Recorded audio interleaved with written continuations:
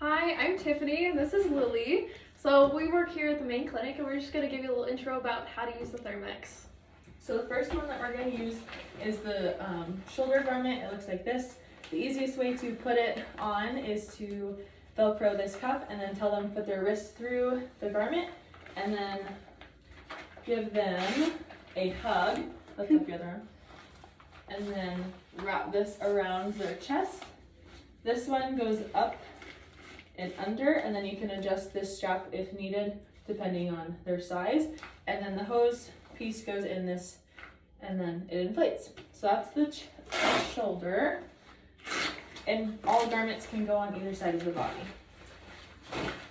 Alright, the next garment that we're going to show you is the ankle one.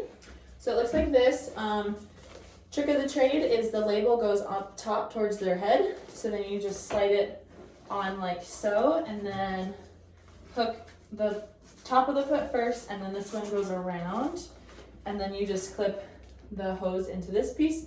So the hook always faces towards them, or the label's up top. Our next one will probably be the knee. So I'll have you switch a little bit. So the knee is this straight flat one.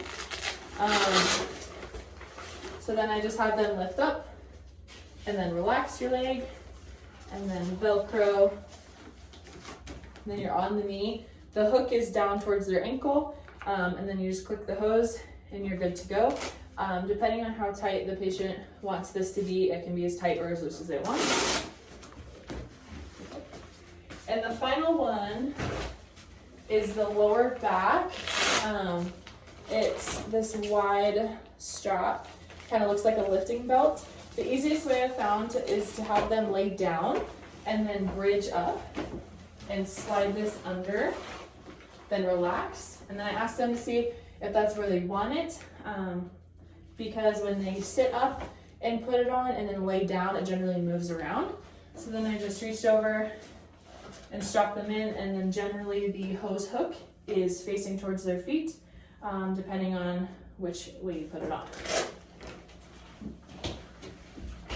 Also, just a rule of thumb, if you're using a garment and there's any skin contact, just put a pillowcase over it so it's not too cold on their legs or their skin. So, with the Thermix setup, this is your power box.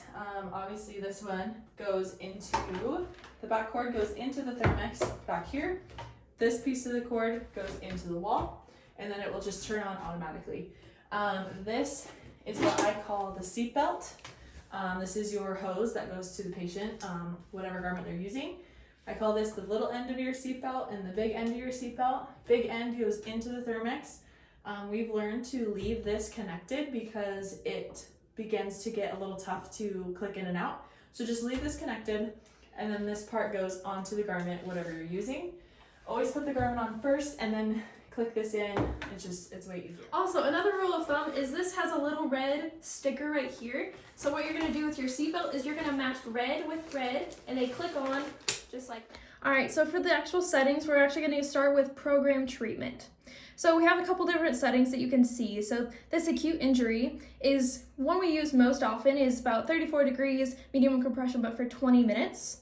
So that one, but also there's some edema ones, but that one's for 40 minutes. We don't use this very often because we like to do our own times. And then this contrast one, it's also for 10 minutes on, 10 minutes off. Most people like short amount of time. So the one we use most is custom. So if you typically for a knee, you can just do, 34 degrees. You can do either constant pressure or intermittent pressure. So you can choose either one of those, or you can also turn it off. Then there's going to be different compression levels. There's light, low, medium, and high. For most people, we use medium. So we can just press on medium and we click this arrow. And then you can choose the different types of time that you can do for maybe 10 minutes. And it'll kind of double check with you. It's like, okay, I want 34 degrees, medium compression, 10 minutes. It's like, that's good to go. Press the check. And then it gets back to our start. And you press start treatment and you're off. So for contrast, you pick program treatment. This is a contrast one, yes, but it gives you heat settings and compression, but it's for 10 minutes each for a cycle of 60 minutes, so we generally don't ever use that. I would push custom in this contrast button right here. Then it presets to 105 and 38 degrees. If you want contrast on, intermittent, or off, you choose it there. Most common compression levels are going to be low and medium. Rarely we use light and rarely we use high, just depending on the patient. So let's say medium, check mark. And then you can choose 3 minutes on heat and 3 minutes on cold, or you can go up and change it. You can do 5 and 3, whatever you like. The lowest amount you can do is 3. So let's say we do that. You can also choose if you want to end with cold or end with hot, depending on your choice or patient's choice. Then you click this and the total, so this would be 2 cycles of hot and cold together.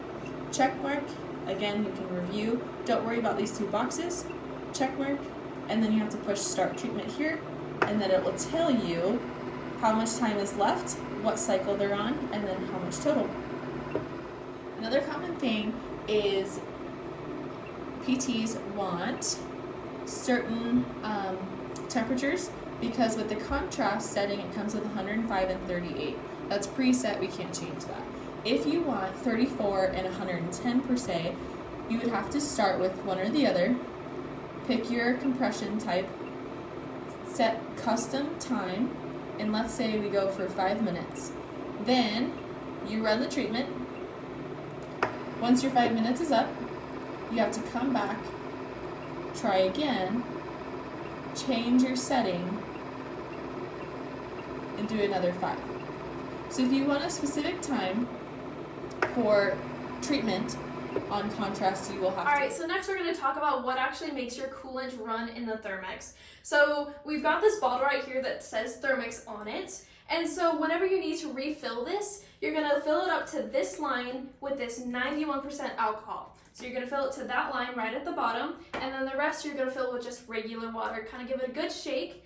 And so about typically every 2 weeks, give or take, if you don't use it very often, you're going to have to refill this anyway, or it'll also give you a reminder like, hey, please refill this. If any other reminders come up, just use these pamphlets that came with your Thermix. There's lots of good information in there about how to start your Thermix, what any other questions or problems that went on. These also have for each individual garment that you get, then it'll give you a little how-to, what it's used for, all of that. So when you need to refill your alcohol, you're just going to go to the back right here. It's a little knob. You're going to turn, open, and inside here is a red line that says fill to. Don't fill it anymore or it will overflow. So just fill that up and you're good to go.